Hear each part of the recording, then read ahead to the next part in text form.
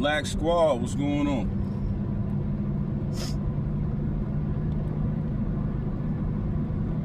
Wow. Wow. You know, getting right into it, man. You know, I've got some mixed feelings. Not necessarily mixed feelings, but there's more than one way to look at this situation, at least from my point of view. You know, if you saw the reel that I did yesterday or last night, when I heard about what happened to Charlie Kirk, really not that bothered by the fact that somebody decided to take him out. Really not bothered by that at all, because from where I'm sitting, Charlie Kirk was an anti-black racist. The man never saw an unarmed black person get gunned down by the police that he didn't agree with. The man never saw a black person getting unalived, whether it was by the police or vigilante on the street, that he didn't agree with.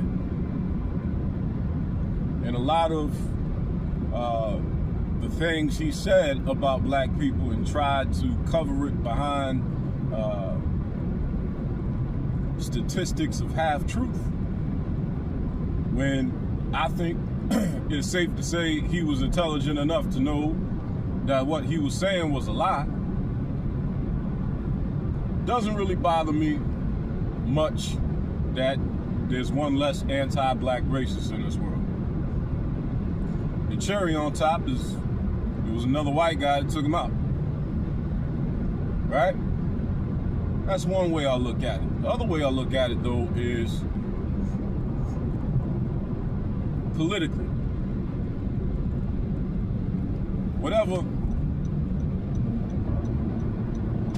Whatever my sentiment about Charlie Kirk and his sentiment toward black people, that aside, just looking at it purely, from a political point of view and a moral point of view, we have a serious problem on our hands in this country. We have a serious problem. Now, the other week, I did a video asking the question, should we give the liberals their own country? Right? And it's somewhat of a hypothetical question, but not really. Not really. I'm somewhat being facetious, but not really. Not really. Not really.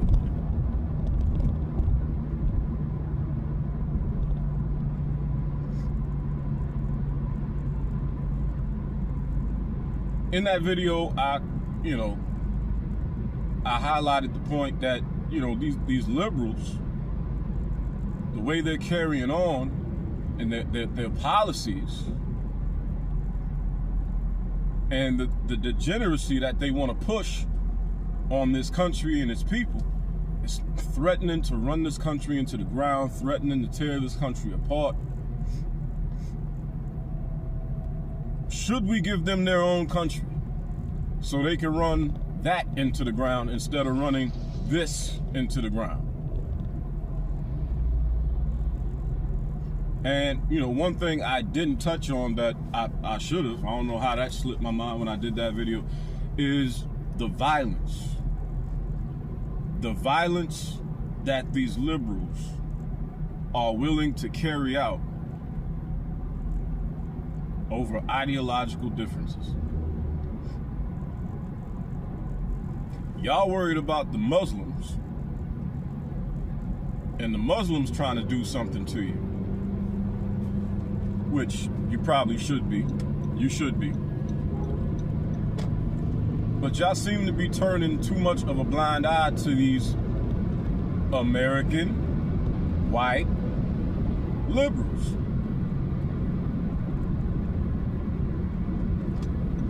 They tried to take out Trump like 3 times.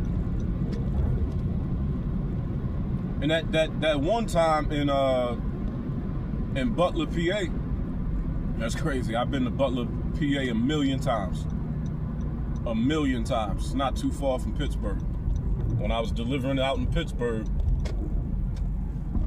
I had the Butler route more times than I could count. Right?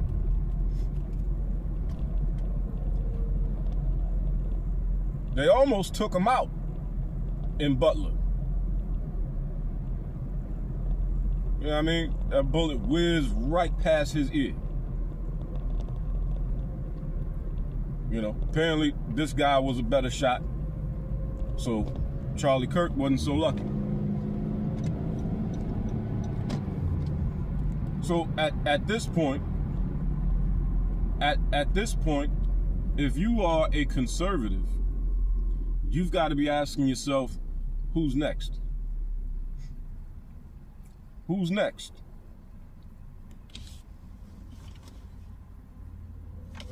Who's next? They're gonna go after Trump again.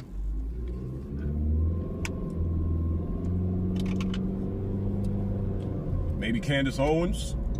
Is she gonna be next? Who's next? Because it's not going to stop. It's not going to stop. And if you got any, why are you sitting here at the fucking light? The fuck? Road rage. I got road rage, yo. It's not gonna stop, man. It's not gonna stop.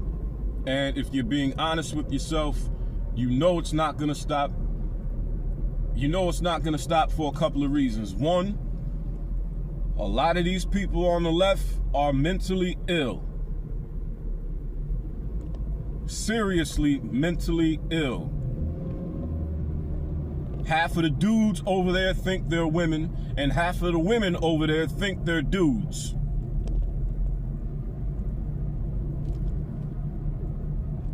They are mentally ill. There's a whole lot of undiagnosed mental illness over there on the left. You're dealing with crazy people. It's not gonna stop. Another reason you should know it's not gonna stop is because those people over there on the left are extremely selfish, extremely childlike, spoiled little brats, and they are carrying on and on and on like petulant little children because their candidate didn't win.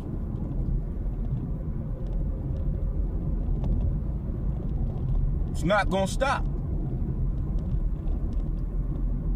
It's not gonna stop. And personally, I don't think these are one-offs. I don't think these are one-offs. I don't think these are just random people committing random acts of violence. Absolutely not. I believe this is orchestrated. I believe there's somebody behind it, or, you know, a network of people working together, scheming, planning, and plotting.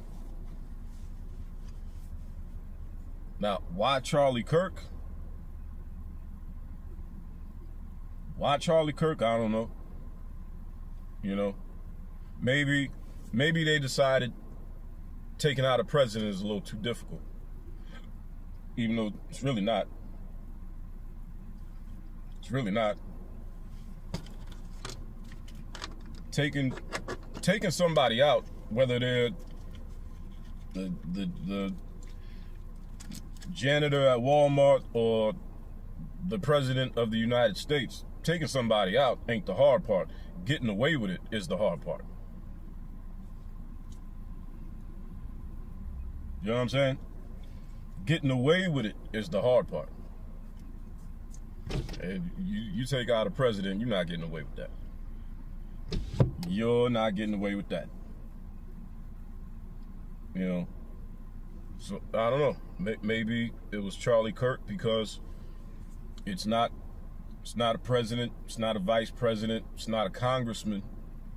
But, you know what? More than likely, Charlie Kirk probably could have been a future congressman. Could have been a future congressman. I definitely believe with his charisma, the way people were drawn to him, the following that he had, he could have easily been a congressman. He could have easily ran for office of some sort and won easily. So they probably took out a future conservative politician. But maybe they went after Charlie Kirk because even though you're going after lower hanging fruit, so to speak, still sends a message. It still sends a message. And I believe, I hope, and I sincerely hope that after the several attempts on Trump's life, and now the taking of Charlie Kirk's life, I sincerely hope that you conservatives, I sincerely hope your eyes are open. I said a long time ago, it would seem to me as though these liberals are trying to pick a fight. Now, from where I'm sitting, it's a fight they can't win. It's a fight that they will absolutely get their asses kicked in. I mean, come on. You got a bunch of jellyback, limp-wristed fingernail painting dudes over there. Do they really want to pick this fight? Like, really? No, they don't want to pick this fight. But that's what they're doing. So when I said last week, should we give the liberals their own country? Yeah, I was being somewhat facetious, but not really. Kind of joking, but not really. Because look at what's happening.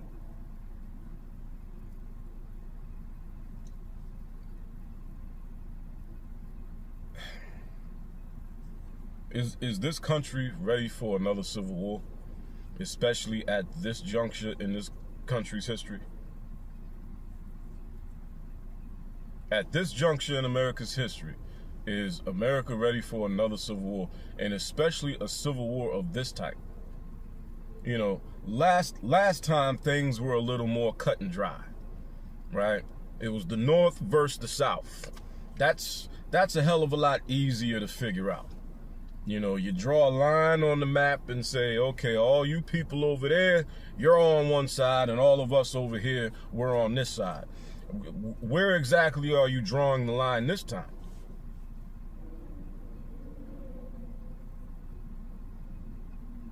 This would be a hell of a lot more complicated. This would be a lot messier, because what does a conservative look like? What does a liberal look like? Well, so, you know what? Well, I'll take that back, because a lot of times you know a liberal when you see one. You know what I'm saying? Septum rings usually give it away. That's one indication. Pink hair, blue hair, purple hair, green hair. That usually gives it away. Yeah. So sometimes you definitely know a liberal when you see one, but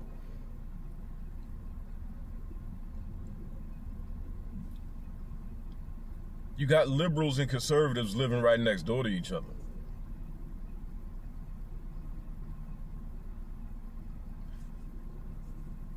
If this were to bring about another civil war in America, it wouldn't be a situation of North versus the South. It would be a situation, the enemy would be your neighbor. Can America afford a civil war at all at this juncture of America's history? Especially a civil war that would be this fucking messy.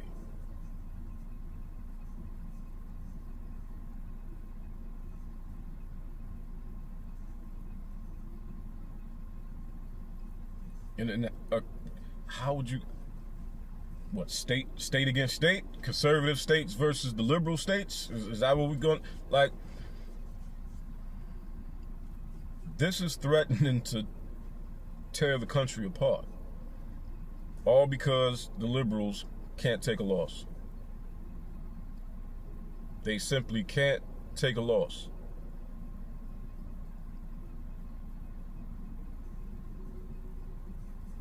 So, no, I'm not heartbroken over the loss of Charlie Kirk. However, I understand that this type of thing can't happen. This type of thing shouldn't be allowed to happen. It shouldn't be allowed to go unchecked. These liberals need a foot up their ass is what they need. Even though some of those freaks would like it. But there needs to be a strong checking. Something needs to be done. A lot of the rhetoric that's been coming out of the mouths of certain talking heads like Jasmine Crockett, Alexandria Cortez, Maxine Waters, Tim Walz. A lot of the rhetoric that's been coming out of the mouths of Congress people and governors and senators on the left, mayors. A lot of the things that they've been saying has been inciting this kind of violence. And even when the conversation was put on the table that they're saying things that could incite violence, not only did they double down on it, they doubled down on it and kept doing it. And they're still doing it to this day. Because even the people at the top, on the liberal side of things, on the left side of things, they want this violence. They want this violence too. Let me get up out of here. Let me get up out of here and get to work. Something's got to be done, though. Something's definitely got to be done. Something's got to give. Or, like I said, who's next? Who's next? A conservative-leaning individual like a Charlie Kirk or a Candace Owens, what, they need Secret Service to speak in public now?